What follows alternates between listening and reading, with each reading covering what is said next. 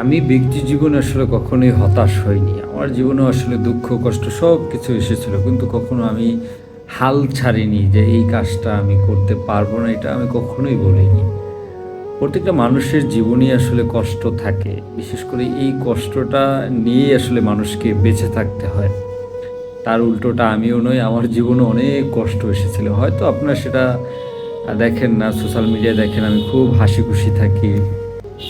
খুব ভালো একটা সময় কাটাচ্ছি। কিন্তু ব্যক্তিগতভাবে প্রত্যেকটা মানুষেরই কিন্তু আসলে লাইফে কষ্ট, অনেক ধরনের সমস্যা থাকে। কিন্তু আপনি অনেক ধরনের সমস্যাকে মোকাবেলা করে কখনো হতাশ হওয়া যাবে না। আপনি যদি হতাশ হয়ে যান তাহলে আপনি হেরে যাবেন। এই পৃথিবীতে বাঁচতে হলে আপনাকে হতাশ হওয়া যাবে না। আমি কিন্তু আমার জীবনে কখনোই হতাশ হইনি। কখনোই না।